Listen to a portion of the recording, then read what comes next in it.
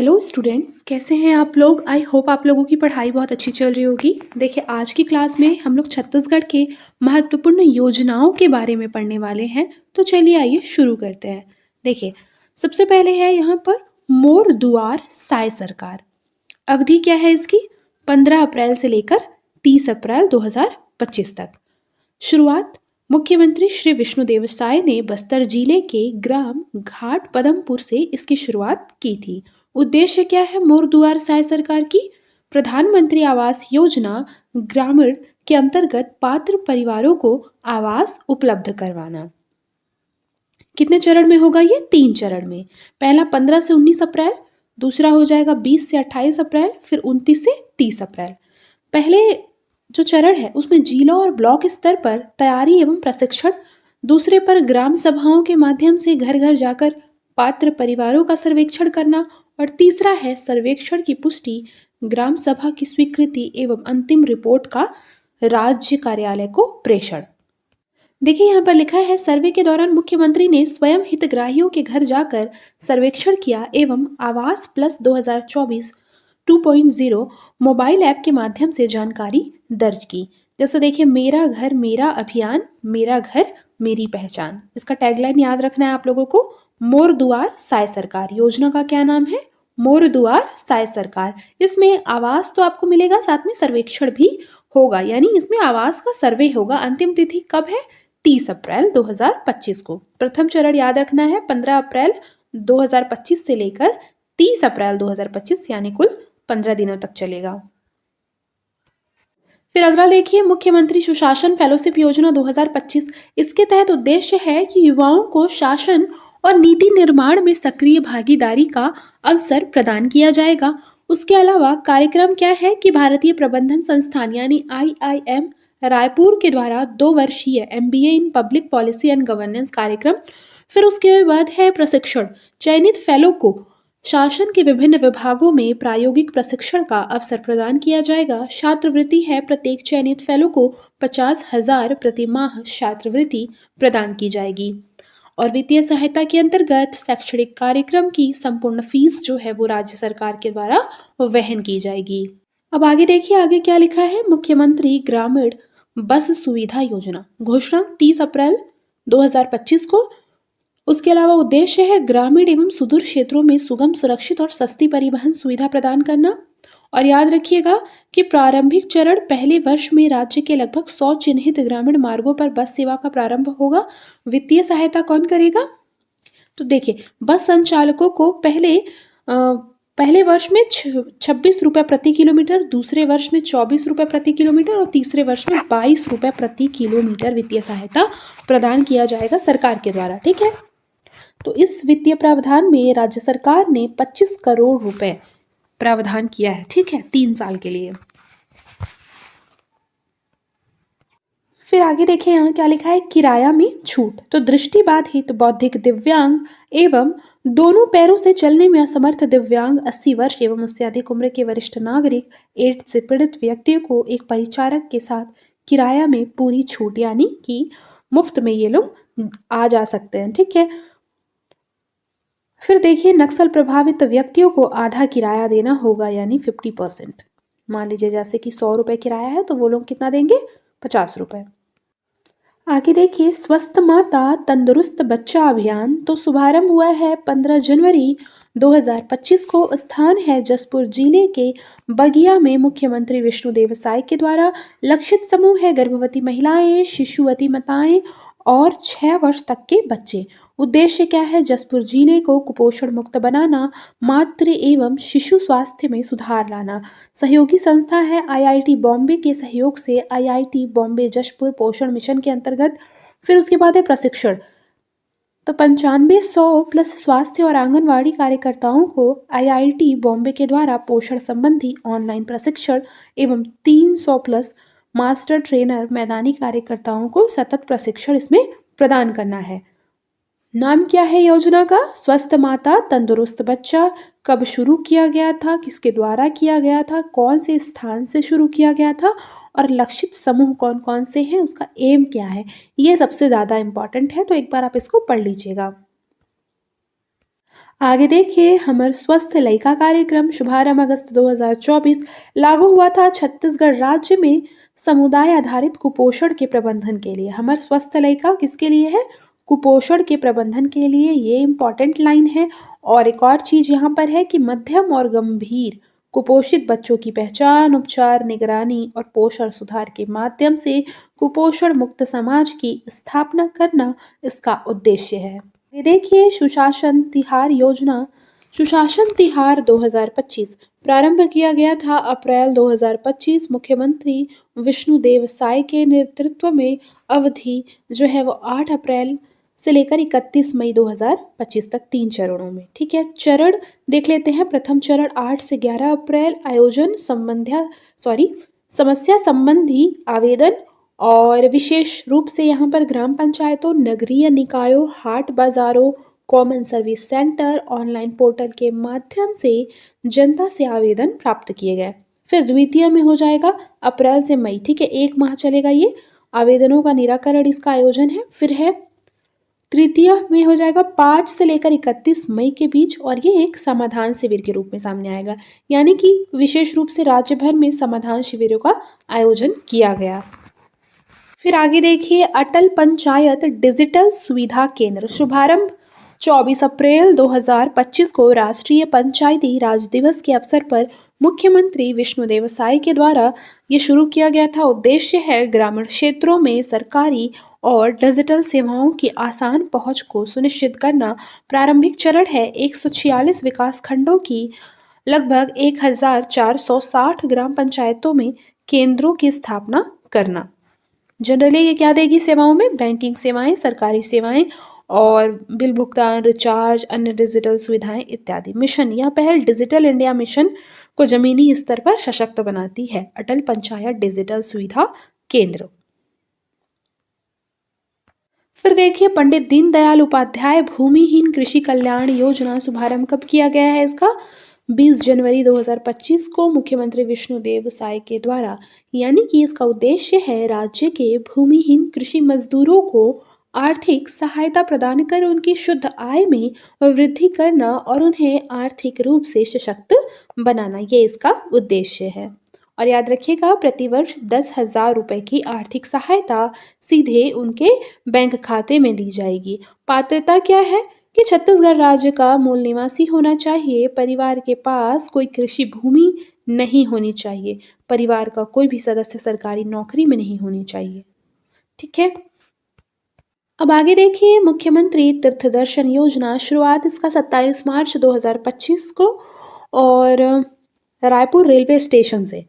फिर देखिए लाभार्थी कौन कौन होंगे? छत्तीसगढ़ के निवासी, 60 वर्ष या उससे अधिक आयु के वरिष्ठ नागरिक। फिर है 18+ वर्ग के जो आयु वर्ग के दिव्यांगजन होंगे वो भी लाभार्थी हैं। विधवा और परित्यक्त महिलाएं यानी जो डिवोर्सी महिलाएं हैं वो भी इसके अंतर्गत क्या होती हैं? पात्रता में शामिल हैं। एक बार पात्रता देख लीजिए। पात्रता में है आवेदक की पारिवारिक वार्षिक आय 1.80 लाख या उससे कम होनी चाहिए। फिर है आवेदक शारीरिक और मानसिक रूप से स्वस्थ होना चाहिए। फिर है आवेदक किसी वंशानुगत बीमारी से ग्रस्त नहीं होना चाहिए। फिर उसके अलावा देखिए बजट प्रावधान में है कि 15 करोड़ रुपए का इसके लिए बजट निर्धारित किया गया है। प्रथम तीर्थ यात्रा देखिए, पहली विशेष ट्रेन जो है वो रायपुर और बलौदा बाजार भाटापारा जिलों के 780 बुजुर्ग श्रद्धालु तिरुपति, मदुरै और रामेश्वरम के लिए रवाना हुए हैं मुख्यमंत्री तीर्थ दर्शन योजना के अंतर्गत। फिर आगे देखिए रैंप योजना के अंतर्गत रैंप योजना का पहले फुल फॉर्म देखिए। R for raising, A for accelerating, M for MSME और P फॉर परफॉर्मेंस। ये योजना क्या है?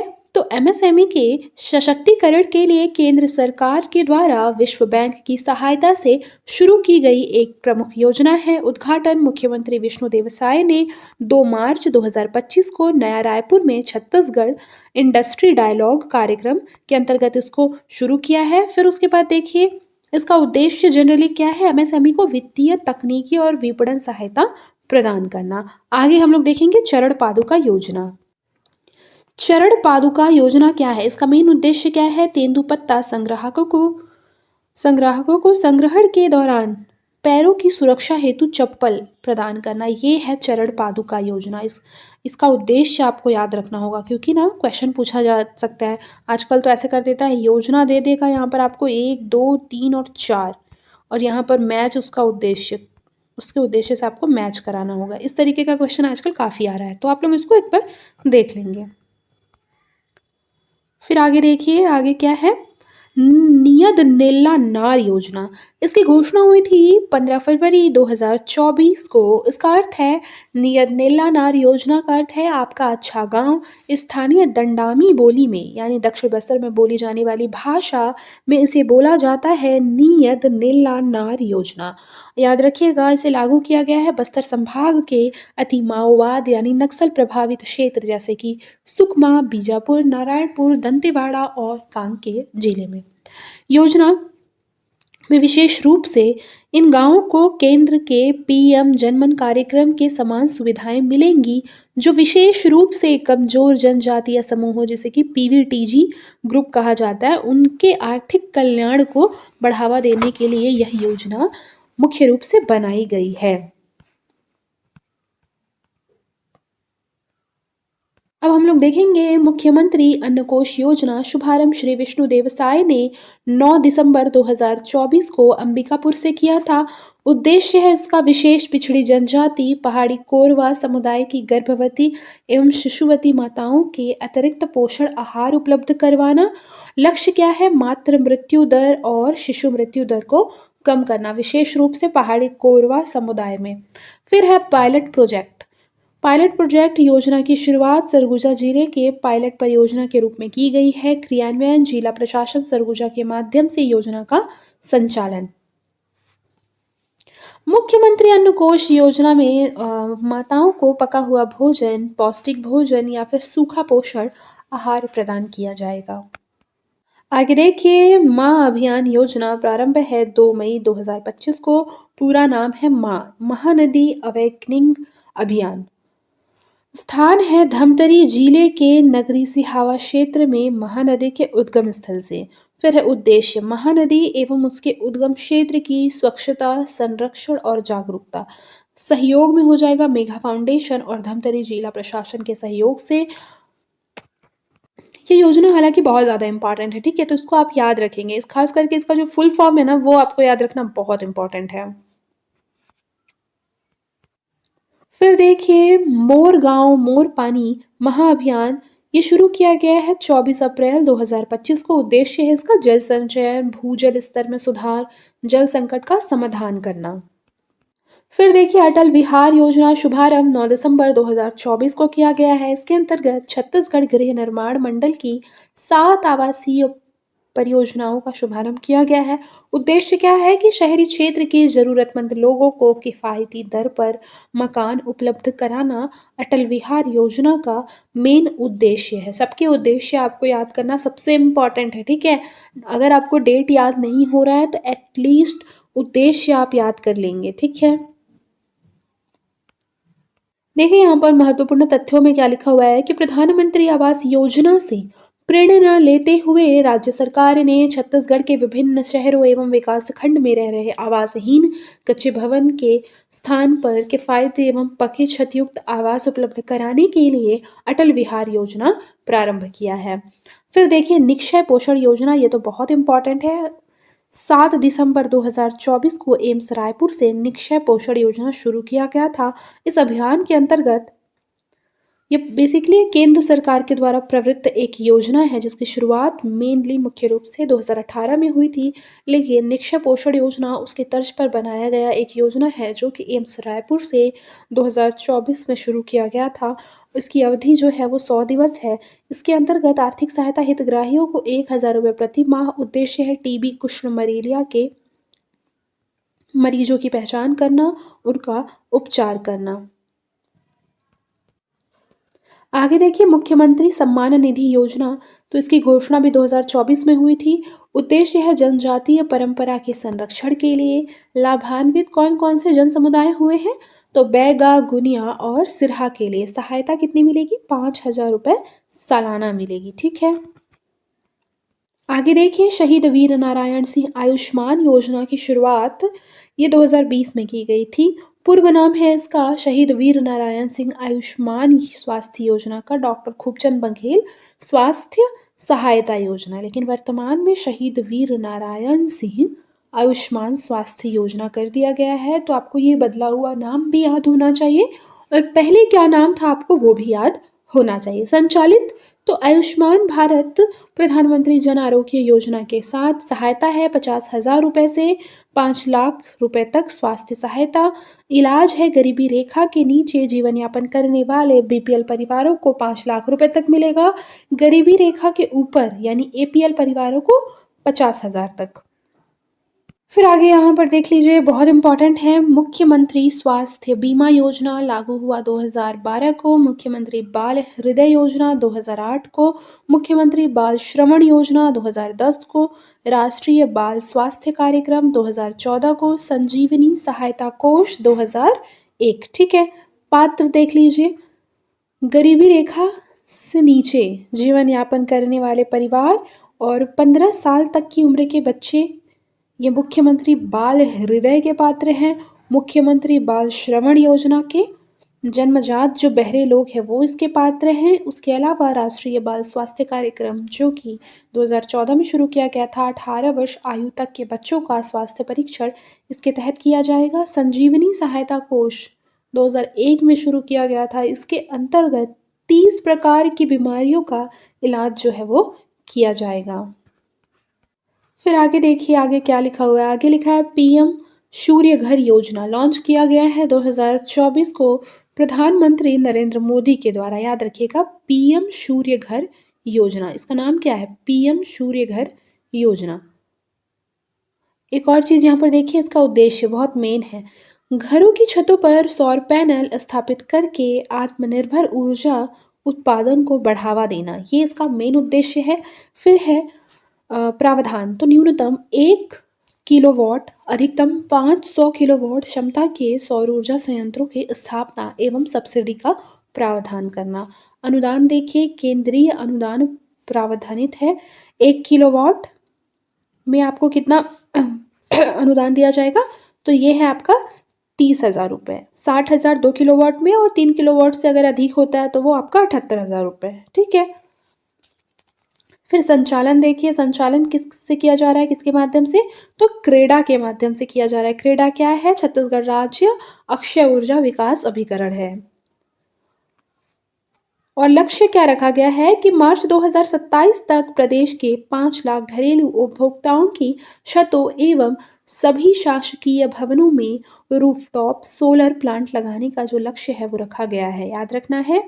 और गुजरात के मोढेरा गांव के तर्ज पर छत्तीसगढ़ के प्रत्येक जिले यानी 33 जिलों में एक एक गांव को सोलर विलेज के रूप में विकसित करने की योजना जो है वो शुरू की गई है। निर्णय इसका लिया गया था मार्च 2025 में। तो याद रखना है, पीएम सूर्य घर योजना प्रधानमंत्री नरेंद्र मोदी के द्वारा 13 फरवरी 2024 को शुरू की गई थी, जिसके अंतर्गत मुफ्त बिजली प्रदान की जाएगी।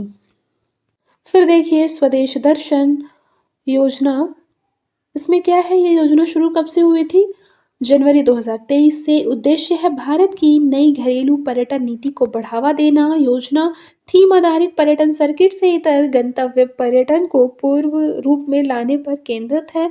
विषय क्या है इसका, तो योजना के तहत पर्यटन क्षेत्र के लिए निम्नलिखित प्रमुख विषयों की पहचान की गई है। संस्कृति और विरासत, साहसिक पर्यटन, पारिस्थितिकी पर्यटन, कल्याण पर्यटन, MICE पर्यटन। उसके अलावा यहाँ पर देखिए, छत्तीसगढ़ में शामिल है, छत्तीसगढ़ से शामिल बिलासपुर और जगदलपुर। फिर है मयाली बगीचा जिला जशपुर में। फिर है कुदरगढ़ मंदिर, ये तो सूरजपुर में है। ठीक है, ये तीनों को शामिल किया गया है। देखिए, नेक्स्ट टॉपिक अलग हो जा रहा है। ठीक है, ये महोत्सव है। पहले हम लोग मेला महोत्सव समारोहों के बारे में पढ़ेंगे, उसके बाद पुरस्कार के बारे में पढ़ेंगे। तो मैं सोच रही हूँ एक क्लास में मैं एक टॉपिक कवर करूँ, तो वो आपको रिवीजन करने में ज़्यादा इजी होगा। ठीक है, तो आज के लिए बस इतना ही। मिलते हैं नेक्स्ट क्लास में, तब तक के लिए अपना ख्याल रखें और मन लगाकर पढ़ाई करते रहें।